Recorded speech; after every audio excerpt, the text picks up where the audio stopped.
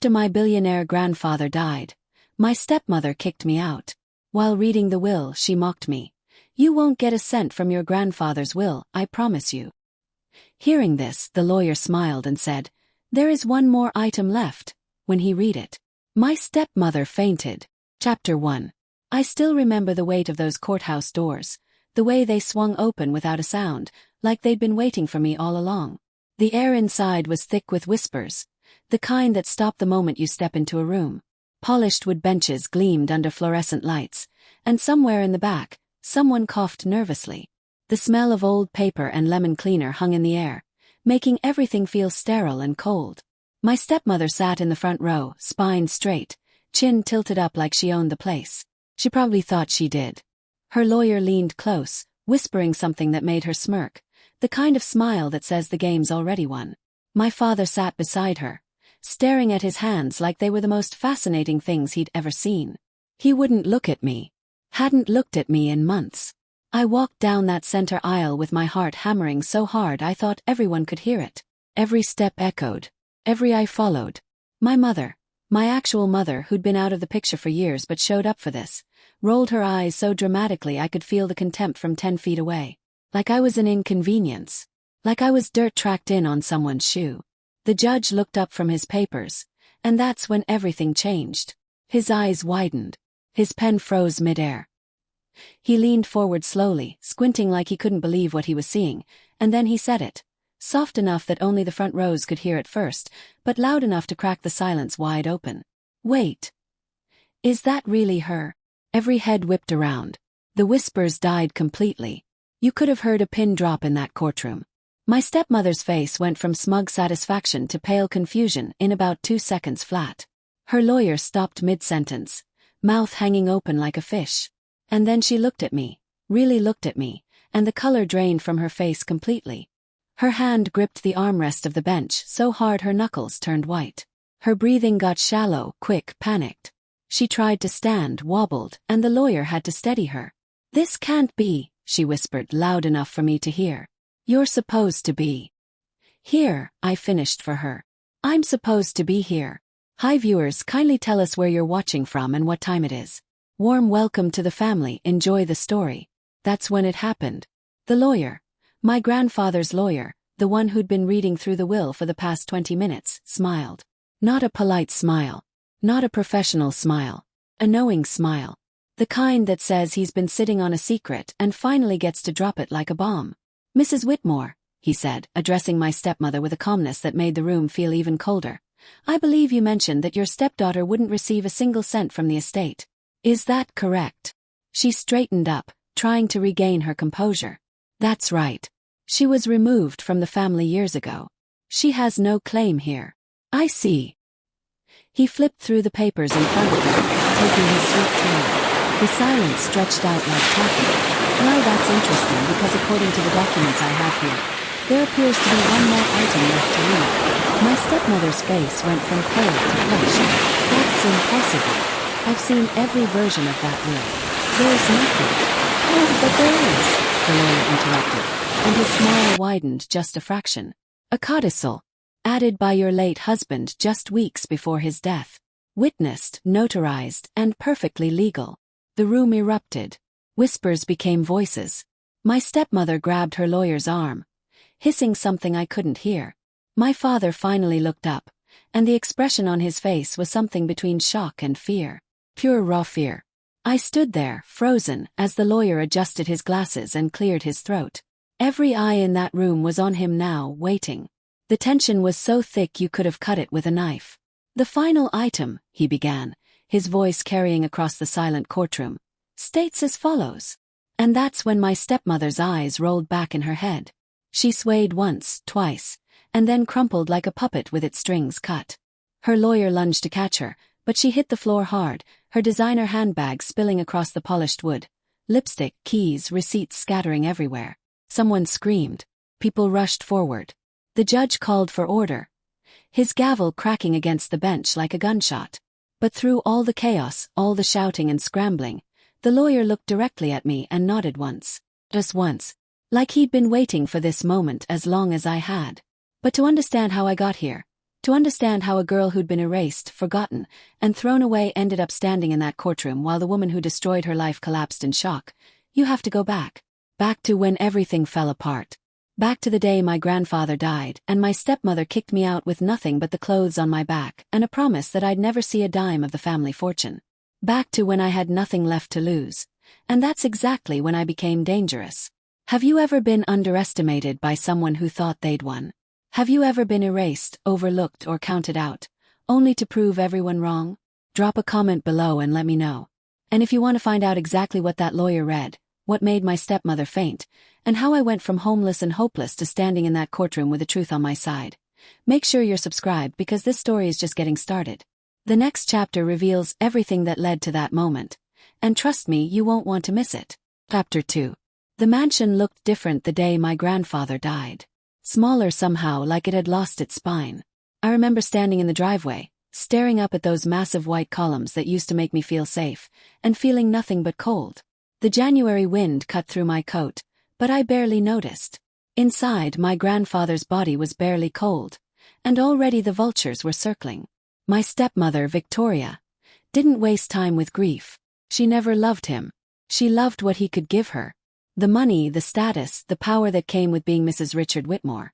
And now that he was gone, she had all of it. Or so she thought. I was 23 years old, fresh out of college, working a nothing job at a coffee shop downtown because my grandfather insisted I learn what real work felt like. He'd grown up with nothing, built an empire from dirt and determination, and he didn't want me to be some spoiled trust fund kid. I respected that about him. Loved him for it, even when I came home smelling like espresso and burnt milk. "We need to talk," Victoria said 3 days after the funeral. Her voice was ice cold, matching the granite countertops in the kitchen where she'd cornered me. She wore all black still, playing the grieving widow, but her eyes were sharp and calculating. "About your living situation." I set down my coffee mug, something twisting in my gut. "What about it? You can't stay here anymore." She said it like she was commenting on the weather. Final. "This house belongs to me now. Everything does. And frankly, you've overstayed your welcome." The words hit me like a slap. Overstayed. This is my home. I grew up here. No. She stepped closer, and I could smell her expensive perfume, something floral and suffocating. "This was your grandfather's home. He tolerated you out of some misplaced sense of obligation to your deadbeat mother, but he's gone now. And I won't have you hanging around like some charity case, waiting for handouts." My father walked in then, and for a split second I thought he'd defend me. He was my blood after all. But he took one look at Victoria's face and his shoulders slumped. He wouldn't meet my eyes. "Dad," my voice cracked. "You're going to let her do this?" He cleared his throat, studied the floor tiles like they held the secrets of the universe. "Victoria's right. It's her house now. You're an adult. It's time you made your own way." The betrayal burned worse than anything Victoria could have said. This was my father, the man who used to read me bedtime stories, who taught me to ride a bike, who promised he'd always protect me. And he was choosing her over me without even a fight. "You have until the end of the week," Victoria continued, already turning away like the conversation was over. "I'm having the locks changed on Saturday. If you're still here, your belongings will be on the curb." I wanted to scream, wanted to throw something, cry, beg. But I didn't. Something in me went quiet and cold instead. I just nodded, picked up my coffee mug, and walked out of that kitchen with my head held high even though my hands were shaking so bad I nearly dropped it. The next 4 days were a blur. I packed what I could fit into my beat-up Honda, clothes, some books, photos of my grandfather. Everything else got left behind. My childhood bedroom, stripped bare, looked like a crime scene. Empty walls where posters used to hang. Dust rectangles where my dresser had been. Ghost marks of a life erased. On Friday afternoon, as I loaded the last box into my trunk, the housekeeper, Mrs. Chen, who'd worked for my grandfather for 30 years, caught my arm. She was a small woman, barely 5 feet, but her grip was surprisingly strong. "Wait," she whispered, glancing nervously toward the house. "Your grandfather. He told me something before he died. Made me promise not to tell until after." My heart stuttered. "Tell what?" She pressed a folded piece of paper into my palm, her weathered hands trembling. "He said if they tried to push you out, and he knew they would, I should give you this. He said, 'Don't let them bury you, sweetheart. I didn't raise you to disappear.'" Tears burned my eyes, the first I'd let myself cry since the funeral. "What is it?" I don't know. He sealed it. But he was adamant, honey. Whatever's in there, it's important. She squeezed my hand one more time. He loved you. Never forget that. And he wasn't the kind of man who left things to chance. Before I could respond, Victoria's voice cut through the cold air like a whip. Mrs. Chen, I need you inside. Now. The housekeeper gave me one last meaningful look and hurried away. I stood there in the driveway, that piece of paper burning in my hand, watching as the only home I'd ever known became a place I was no longer welcome. I drove to the cheapest apartment I could find, a studio above a laundromat in a part of town my grandfather would have hated. The rent was month to month, the walls were thin, and the radiator clanged all night like someone was beating pipes with a hammer. But it was mine. Or at least it was all I could afford on my coffee shop salary. That first night, sitting on a bare mattress on the floor surrounded by boxes, I finally unfolded Mrs. Chen's note. My grandfather's handwriting, shaky but unmistakable, covered the page. My dearest girl, it read. If you're reading this, then I'm gone and Victoria has shown her true colors. I'm sorry I couldn't protect you from this, but I need you to trust me one more time. Look in storage unit 247 at Secure Lock on Baker Street. I've been paying the rental for years under my old company name. The code is your birthday backwards. Inside you'll find what you need. Don't trust anyone yet. Don't show your hand. And whatever you do, don't give up. You're stronger than they think. And I've made sure you won't be forgotten. Love you. Never doubt that. Grandpa. My hands shook so hard I could barely read the last lines. Storage unit 247. Baker Street. My birthday backwards. That would be 1507, July 15th flipped. What could possibly be in there? And why all the secrecy? I sat there for hours, staring at that note, feeling something shift inside me. Grief mixed with anger. Sadness twisted into determination. Mrs. Chen's words echoed in my head. He wasn't the kind of man who left things to chance. 2 days later, on a grey Sunday morning when the laundromat below was blessedly quiet, I drove across town to Baker Street. Secure Lock was a massive facility, rows and rows of orange doors stretching into the distance like some industrial maze. I found unit 247 in the back corner, tucked away where nobody would think to look. The code worked on the first try. The lock clicked open with a sound that seemed too loud in the empty hallway. I lifted the door, and the smell of old cardboard and dust hit me immediately. Inside was darker than I expected. Just a single bare bulb hanging from the ceiling, casting harsh shadows across stacked boxes and furniture covered in sheets. I stepped inside, pulling the door halfway down behind me for privacy, and started digging. Most of it was junk at first. Old business records, furniture my grandfather must have wanted to keep but had no room for, boxes of books and vintage photographs. But then, shoved against the back wall beneath a moth-eaten blanket, I found it. Box. Smaller than the others, made of dark wood with brass corners, and sealed with packing tape that had yellowed with age. No label. No markings. Just weight when I lifted it like it held something solid and important. I carried it to my car, hands shaking, and drove back to my apartment without opening it. Some instinct told me I needed privacy for this. Walls around me, a locked door between me and the world. Back in my studio, with the afternoon light filtering through my one grimy window, I finally cut the tape and opened the box. Inside was a slim leather folder, the kind lawyers use for important documents. The leather was soft, worn smooth from handling, and embossed with my grandfather's initials in fading gold. Opened it. Papers. Dozens of them. Contracts, correspondence, legal documents covered in dense text and tiny print. At first glance, it looked like standard estate planning stuff. Wills, trust documents, property deeds. But as I started really reading, my blood went cold. Dates didn't match up. Signatures looked too perfect, too practiced. There were 3 versions of my grandfather's will in that folder. 3, and each one was different. In the earliest version, dated 5 years ago, I was listed as primary beneficiary of his estate. Everything went to me, with provisions for my father and generous donations to charity. In the second version, dated 2 years ago, Victoria's name appeared for the first time. She got the house, some investments, a monthly stipend. But I was still in there, still set to inherit the bulk of the estate, including his business holdings and the family trust. But the third version, the one dated just 3 months before his death, was different. My name was crossed out. Not just removed, but physically crossed out with ink so dark and heavy it tore through the paper in places. Scratched out like I'd never existed. Like someone was angry just seeing my name there.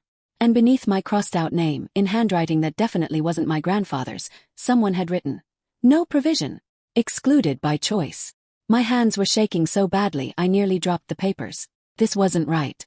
This wasn't my grandfather's doing. He would never. Kept reading. Found more.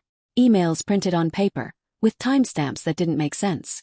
A message supposedly sent by my grandfather on March 15th, discussing changes to the will, but I'd been with him that entire day. We'd gone to his doctor's appointment together, then out for lunch. He'd been on his laptop for maybe 10 minutes total, checking stock prices. There was no way he'd sent that email. More documents, financial transfers, property deeds signed over to Victoria, and in the margins of several pages, tiny notes in handwriting I didn't recognize. Numbers. Instructions. Someone had been planning this, carefully, methodically, erasing me from my grandfather's legacy one document at a time, and they'd been doing it for years. I spread all the papers across my floor, creating a timeline, trying to piece together what had happened. And slowly, horribly, the picture became clear. Victoria hadn't just married my grandfather for his money. She'd been systematically stealing my inheritance, forging documents, manipulating records, rewriting history. And my father, my own father, had helped her do it. But they'd made one mistake. One critical, beautiful mistake. They'd been so focused on erasing me from the official records that they'd never thought to check for backups. Never imagined my grandfather would keep copies of everything. Evidence of what his will actually said before they got their hands on it. I sat there on the floor of my crappy studio apartment, surrounded by proof of betrayal, and felt something harden inside me. Mrs. Chen had been right. My grandfather hadn't left things to chance. He'd known Victoria would come after me. Somehow he'd known. And he'd prepared for it. The question was, what was I supposed to do with this? I had no money for lawyers. No connections. No idea how to even begin fighting back against someone like Victoria, who had resources and power and my father standing beside her. I picked up one of the forged documents again, studying the signature. My grandfather's name, written in loops that were almost right but not quite. Too smooth. Too perfect. Like someone had traced it carefully, practicing until they got it close enough. And then I noticed something else. In the corner of the page, so small I'd almost missed it, a digital timestamp. This document had been scanned and printed, which meant somewhere there was a digital file. Metadata. Date stamps that couldn't be faked as easily. My heart started racing. This wasn't just paper evidence. This was a trail. A trail that would lead right back to whoever had done this. I needed help. Professional help. Someone who understood forensics and documents and how to prove fraud. But who? I couldn't afford a lawyer. Couldn't trust anyone connected to my family. I was completely alone with a box full of evidence and no idea what to do with it. That night I barely slept. I kept thinking about my grandfather, about his note, about the way Mrs. Chen had looked at me with such fierce certainty. Don't let them bury you. But how do you fight back when you've got nothing? When the system is rigged against you and the people who are supposed to love you have already chosen the other side? I didn't have an answer. Not yet. But I knew one thing for certain. I wasn't going to disappear. Not quietly. Not without a fight. Victoria thought she'd won. Thought she'd erased me completely. But she'd underestimated two things. She'd underestimated my grandfather's love for me. And she'd underestimated how dangerous a person becomes when they've got nothing left to lose and everything to prove. Have you ever discovered something that completely changed how you saw someone? A lie that unraveled everything you thought you knew? Drop a comment and tell me about it. And if you're wondering how I went from holding a box of evidence to actually taking on Victoria and my father in court, stick around. Because the next chapter is where I found the one person who could help me fight back. Someone unexpected. Someone who understood exactly what it's like to be erased. Chapter 3. The laundromat below my apartment had a rhythm to it. Machines humming, water sloshing, the periodic buzz of timers going off. After a few weeks, it became white noise, the soundtrack to my new life. A life that consisted of opening shifts at the coffee shop, coming home to an empty studio, and spending every spare moment staring at the papers from my grandfather's storage unit, trying to figure out what to do next. The loneliness was the worst part. Not the kind that hits you all at once like a punch to the gut. The slow, creeping kind that seeps into your bones. The kind that lives in small moments. Making dinner for one, having no one to call when something funny happens. Hearing your own footsteps echo in an empty room. My phone barely rang anymore. Friends I'd had before, people I thought were friends, had disappeared the moment word got out that I'd been cut off from the family money. Suddenly, I wasn't invited to brunch. Group texts went silent. It's amazing how quickly you can become invisible when you're no longer useful. I spent a lot of time at the window of my studio, coffee mug in hand, watching the neon sign across the street blink on and off. Open 24 hours, in flickering red letters. Sometimes it felt like that sign and I were the only things awake in the world at 3 in the morning, both of us just trying to hold on until morning came. The neighbors were mostly older women who did their laundry in the middle of the day and nodded politely when we passed in the hallway but never stopped to talk. There was Mrs. Garcia in 2B who always smelled like cigarette smoke and menthol, and the Chen sisters, no relation to my grandfather's housekeeper, who ran the nail salon next door and spoke to each other in rapid Cantonese I couldn't understand. They were nice enough, but we existed in parallel lives that never quite intersected. Work was its own kind of misery. The coffee shop, Java Dreams, was one of those generic chains with fake leather chairs and motivational quotes on the walls. My manager, Derek, was 26 and treated his assistant manager position like he was running a Fortune 500 company. Every shift felt like drowning in steamed milk and passive-aggressive notes about restocking the sugar. But I needed the money. Rent was due on the 1st. Utilities on the 5th. Food, gas, the storage unit fee, it all added up fast. My grandfather's papers stayed hidden in my apartment, that wooden box shoved under my bed where no one would find it. I was terrified of losing it, terrified someone would break in and steal the only evidence I had. Letters started coming. Official ones. Notices from the estate lawyer, Victoria's lawyer, informing me that the will had been read and I was not mentioned. A formal notification that I had no claim to the estate. Legal language wrapped around the simple message. You don't exist to us anymore. I kept them in a pile on my kitchen counter, next to the stack of unopened medical bills from my grandfather's final hospital stay that somehow ended up in my name. Victoria's doing, probably. One last twist of the knife. 3 weeks into my new life, I noticed something strange. One of the letters, an official-looking envelope with the law firm's return address, was slightly thicker than the others. I opened it expecting more bad news, but instead found something odd. A notice about estate taxes, with copies of property transfers attached. And the dates were wrong. According to this document, my grandfather had transferred ownership of his primary residence to Victoria 6 months before he died. But I'd been living there 6 months ago. I remembered it clearly because it was right after my 23rd birthday in July, and we'd had a small celebration. Just me, my grandfather, and Mrs. Chen. He'd given me a first edition book I'd been wanting and told me the house would always be my home. So how could he have signed it over to Victoria that same month? I spread the documents across my bed, comparing dates. The transfer was dated July 20th. My birthday had been July 15th.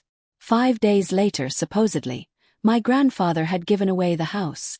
But I'd seen him every single day that week. He'd been tired, sure. His health was declining, but he hadn't met with any lawyers. Hadn't signed any documents in front of me. This was the second inconsistency I'd found. The first was in the storage unit papers. Now this. How many more were there? How deep did this fraud go? I needed help. Real help. But lawyers cost money I didn't have, and I couldn't exactly walk into a police station with a box of papers and say, "Hey, I think my stepmother forged my grandfather's will." They'd laugh me out of the building, tell me it was a civil matter, refer me back to lawyers I couldn't afford. I felt trapped in this horrible cycle. I had evidence but no way to use it. I had proof of fraud but no one to show it to who could actually do something about it. And every day that passed, Victoria's version of events became more solidified, more real, harder to challenge. That's when I started going to the library. It wasn't much, just a small branch library 3 blocks from my apartment, the kind with flickering fluorescent lights and the smell of old books mixed with industrial carpet cleaner. But it was warm, it was quiet, and the Wi-Fi was free. I could sit at one of the back tables for hours without anyone bothering me, spreading out papers, taking notes, trying to understand the legal language I was drowning in. The reference librarian was a woman in her 50s with gray-streaked hair always pulled back in a bun. She wore reading glasses on a chain and cardigans in various shades of beige. She never asked why I was there so much, just nodded politely when I checked out books about estate law and forensic document analysis. It was on a Tuesday afternoon, one of those gray October days where it feels like the sun forgot how to shine, like everything changed. I was sitting at my usual table in the back, surrounded by papers, trying to compare signatures under the weak library lighting. My eyes were burning and my head ached, and I'd been at it for 3 hours straight. "That's forgery," a voice said behind me. I jumped, nearly knocking over my coffee. There was a woman maybe in her late 40s, dressed in dark jeans and a burgundy sweater, holding a stack of books against her hip. She had sharp eyes behind wire-rimmed glasses and the kind of face that looked like it didn't miss much. "Excuse me," I said, instinctively covering the documents. "The signature you're analyzing." She nodded at the papers I'd been examining. "It's forged. See how the pressure is too consistent. Real signatures have variation. Places where you press harder, lift the pen slightly. That one's traced. Or scanned and printed." My heart was hammering.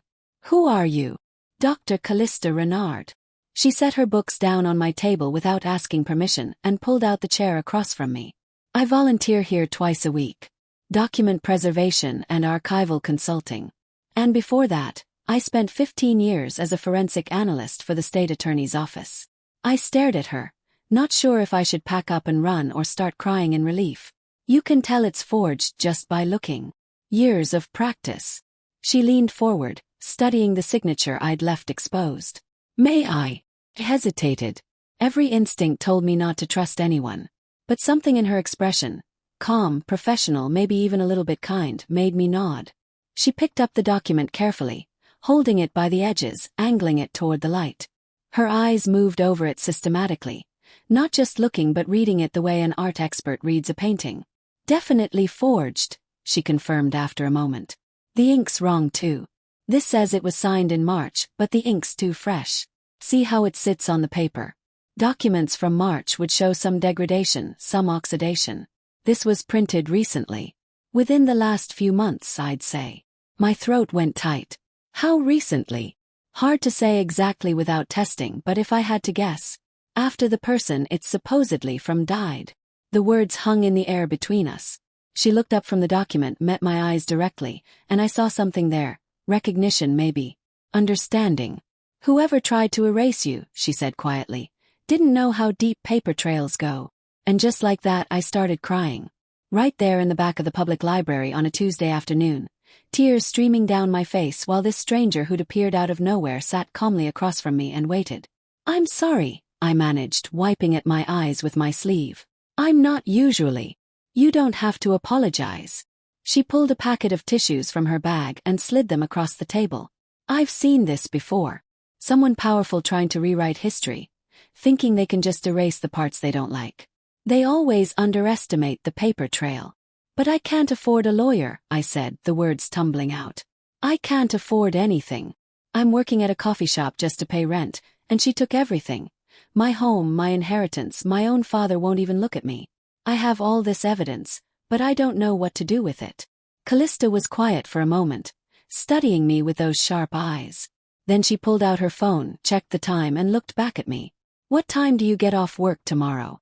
3 o'clock. "Why?" "Meet me here at 3:30. Bring everything you have, all the documents, all the evidence. Every piece of paper you can find." She stood, gathering her books. "I can't promise miracles, but I can help you map the fraud, find the patterns, build a timeline that proves what they did." "Why would you help me?" The question came out more suspicious than I meant it, but I had to ask. "You don't even know me." She paused, something flickering across her face. Old pain, maybe, or old anger. "Because someone tried to erase me once too. They didn't succeed, but they tried. And I swore if I ever saw someone else going through it, I'd help if I could." She smiled just slightly. "Besides, I'm very good at what I do. And nothing makes me happier than watching bullies realize they're not as smart as they think they are." She walked away then, leaving me sitting there with my coffee and my papers and the first real spark of hope I'd felt since my grandfather died. That night I couldn't sleep. I kept thinking about Callista's words. Whoever tried to erase you didn't know how deep paper trails go. There was power in that. Power in knowing that lies leave traces, that fraud has a pattern, that the truth has weight even when people try to bury it. I spent the next day at work in a daze, burning milk and mixing up orders, my mind somewhere else entirely. Derek gave me 3 separate lectures about focus and customer service, but I barely heard him. All I could think about was 3:30. When my shift finally ended, I practically ran to the library. Callista was already there, sitting at the same back table, laptop open, a stack of blank notepads beside her. "Good," she said when she saw me. "You brought everything." I set down my backpack, heavy with files and papers, and the wooden box from the storage unit. "Everything I could find." "Then let's get to work." We spent the next 4 hours mapping it all out. Callista had this methodical way of organizing information, creating timelines, categorizing documents, noting every discrepancy. She taught me how to look for metadata in scanned files, how to spot pattern differences in signatures, how to trace the chain of custody for legal documents. "This is good," she kept saying, making notes. "This is really good." They were sloppy. Probably thought you'd never fight back, so they didn't bother covering their tracks well. We found more inconsistencies. Emails supposedly sent from my grandfather's account after he'd been admitted to the hospital, too sick to even hold a phone. Property transfers signed on dates when he'd been in another state for medical treatment. Financial documents with timestamps that proved they'd been backdated. "Do you know what you have here?" Callista looked up at me, eyes bright with something like excitement. "This isn't just inheritance fraud. This is identity theft, forgery, probably elder abuse. If we can prove your grandfather didn't consent to these changes, that he was coerced or that these documents were created without his knowledge, this goes way beyond civil court." My hands were shaking. "You really think we can prove it?" "I think whoever did this made enough mistakes that yes, we can prove it. But it's going to take time. And you need to be prepared for what comes next." She leaned back, folding her arms. "The moment we start making noise, they're going to come after you. Legally, probably. Maybe other ways too. People don't commit fraud at this level without being willing to fight dirty to protect it." "I don't care," I said, and I meant it. "I'm tired of being erased. Tired of being invisible. If they want to fight, then let's fight." Callista smiled. Not a gentle smile, but the kind warriors probably wore before battle. "Good. Because we're going to need that fire. Now, here's what we do first." She explained the plan. We'd start by filing a formal challenge to the will, but we needed to be smart about it. We'd request copies of all estate documents through legal channels, citing discrepancies in the dates. We'd file a temporary hold on any asset transfers until the documentation could be verified. Small moves, careful moves, but each one designed to force Victoria's lawyer to produce the original documents, the ones they'd supposedly based everything on. "And when they can't produce originals that match what they filed," Callista said, "that's when we have them. Because either the documents don't exist, which proves fraud, or they exist but don't match, which also proves fraud. Either way, we win." It sounded so simple when she said it like that. But I knew it wouldn't be. Nothing about this would be simple. We worked until the library closed, Callista walking me through every step of what came next. When we finally packed up to leave, she put a hand on my arm. "One more thing," she said. "If they discover you're investigating, they might try to make the evidence disappear. You need to make copies of everything. Keep them in multiple places. And whatever you do, don't let them know we're working together. The element of surprise is the only advantage we have." I nodded, feeling the weight of what we were about to do settle onto my shoulders. This wasn't just about money or inheritance anymore. This was about justice. About proving that I mattered. That I existed.